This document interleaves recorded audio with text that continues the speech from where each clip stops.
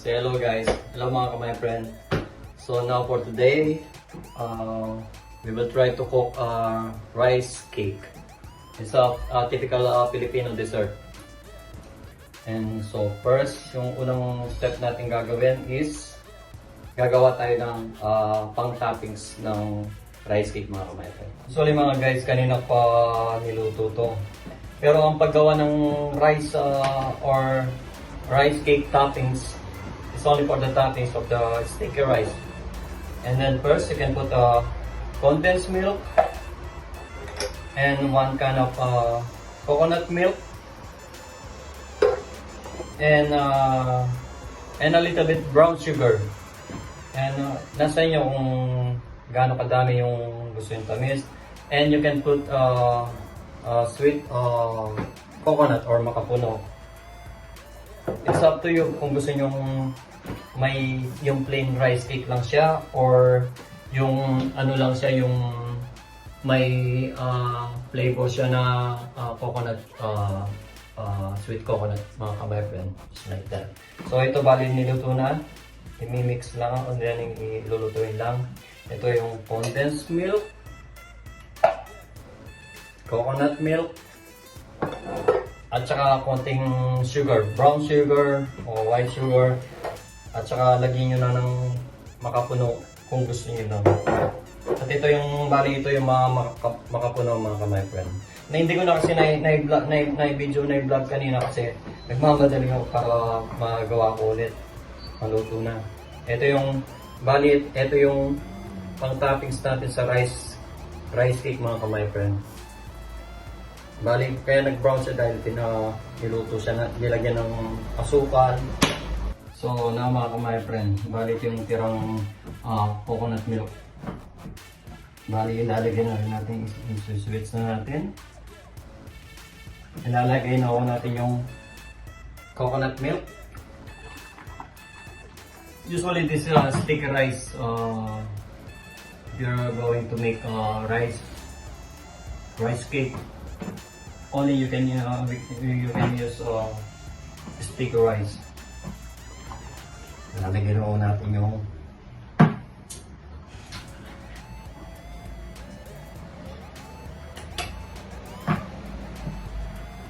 coconut milk.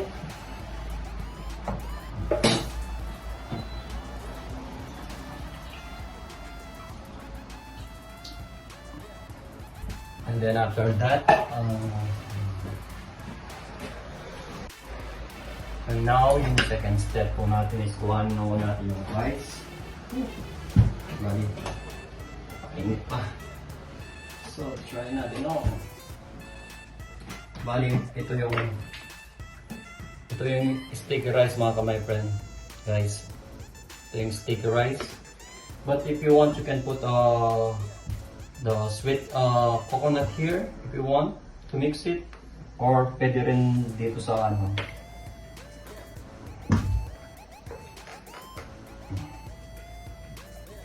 Init na.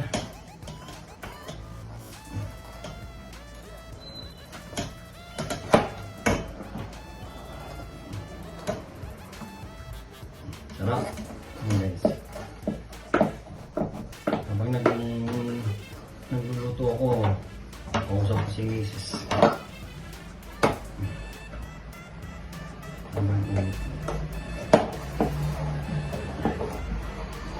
Pwede nyo rin ilagay yung makapuno sa malagkit, kanin yung malagkit mga kamay para mas malasa siya. Ayan. So, pabaran muna natin yung ano. Dahil yung katulong dito, mamaya pa mag-ugas. And then, back. Guys. Hindi pa, mga guys, masarap na yung amoy niya. Haluin lang natin mga guys hanggang maano na siya. Maluot na yung coconut milk sa malagkit natin.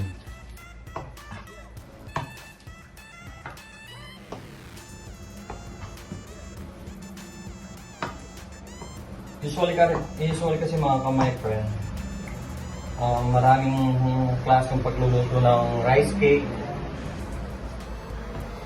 Kaya kami yung pag nagluto lang pang bahay lang, hindi pang restaurant o pang daan.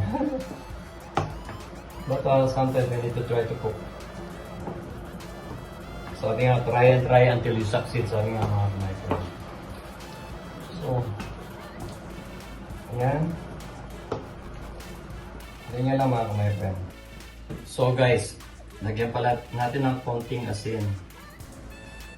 We can put a little bit salt, just like this. Guys, yung parang talagang pang professional lang mga guys. Yan. And then, naluwan-luwan lang ho natin. And then, lalagay na ho natin sa lagay niya para may oven na ho siya. Luwa-luwin para yung asin mamiksaw sa ano sa gata at saka so, yun mga kamay-friend. Ano pa lang mga kamay-friend, ano pa lang.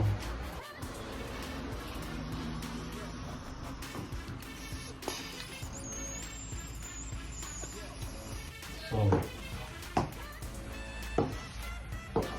pwede na itong ilagay sa ano mga kamay-friend. So bali ang paglagay mga kamay-friend, bali ito yung lalagyan naman natin ng margarine. We can put a little bit margarine here. Yeah, and then ilalagay natin ito and then itatapos ang mga. Patay na muna natin yung yeah. Oh.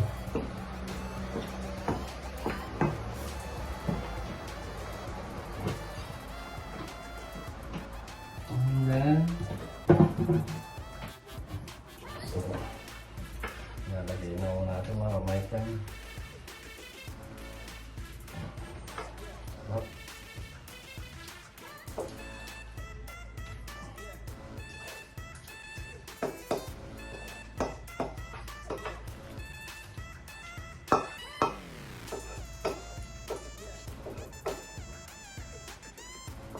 Wait lang, lalagyan natin yung ano, sahin naman po.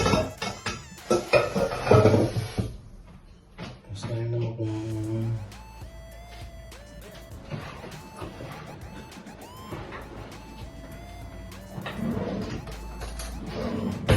usually hindi ko bahay ito mga kamay-friend, bahay ng kaibigan natin si Grace. Kasi sa bahay wala pa akong ano, bibili pa lang ako ng oven. Bagong ano kasi yung dati is gumana. Then i-flat mo lang natin mga kamay-friend.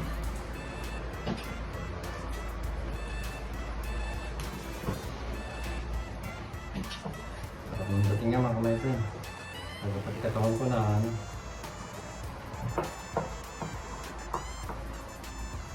Usually mga kamay-friend, ang magaling magluto ng ganito. Palaging nagluluto ng rice cake dito sa amin. Pag may okasyon, si Ate Bing ang mas magaling magluto ng rice cake. Baga sa ano, specialty niya. Kung lahat ng mga kabampangan may kanya-kanyang specialty mga kamay-friend. Bali, ito na siya mga kamay-friend. So, yun.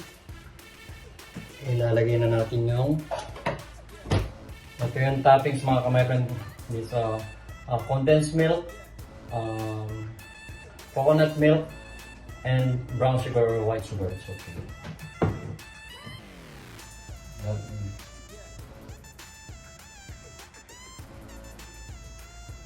Lagyan muna natin yung toppings niya.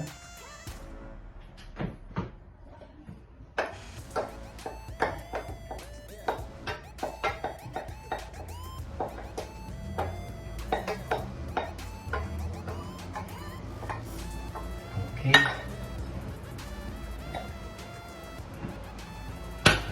Ayan, gano'n yung mga natin mga kamay ko. Para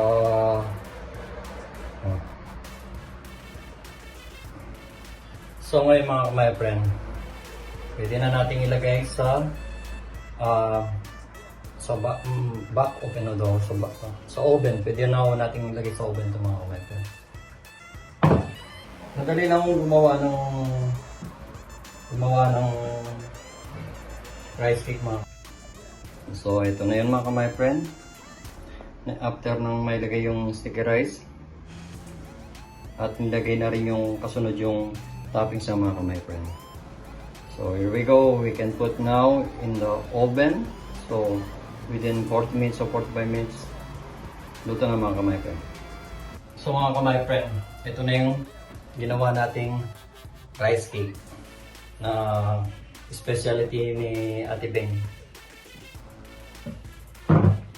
Doon lalagay na natin sa oven mga kamay friend. After, dahil luto na yung kanin, yung sticky rice, luto na yung malagkit. So maybe 40 minutes o 45 to 1 hour. Nasa yung natitignan lang para maluto na yung toppings mga kamay friend.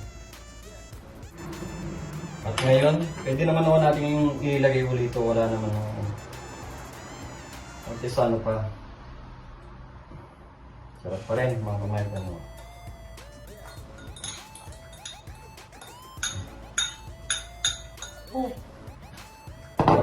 Puto na tuloy ako. Usually mas maganda sana mga kamay friend kung nailagay ito sa kanin. Pero may nailagay ng konti sa kanin na. Nailagay ko ng konti. Pero mas maganda sana mga kamay friend kung nailagay mo mismo sa kanin. Yun ang the best.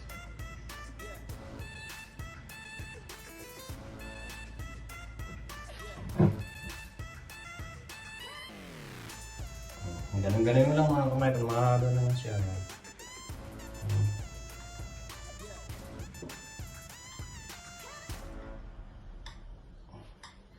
So mga kamay friend, ito na yan.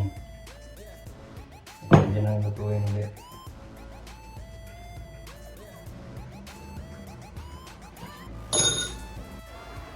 So mga kamay friend, lalagay na natin sa oven. At lagay na natin mga kamay friend.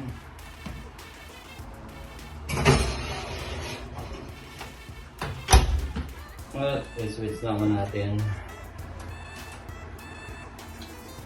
So 150 mga kamay friend. Ang hinit. So maraming salamat sa panonood mga kamay friend. Wait na lang natin maluto hanggang mamaya siguro. So bye mga kapanood. See you later.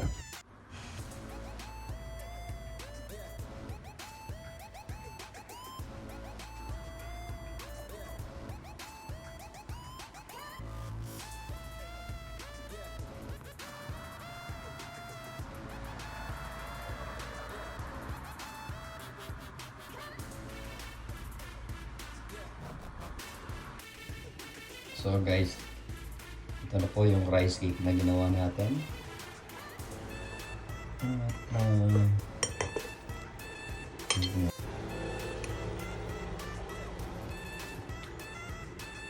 Sarap na guys.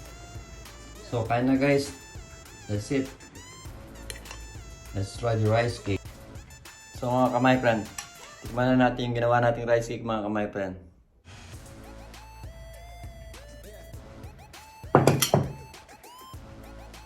Natin mga kamay friend.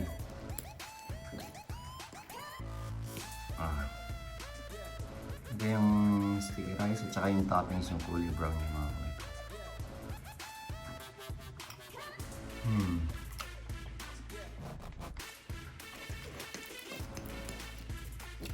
Sarap lang. Masarap siya. So hanggang dito na lang mga friend. Kain na.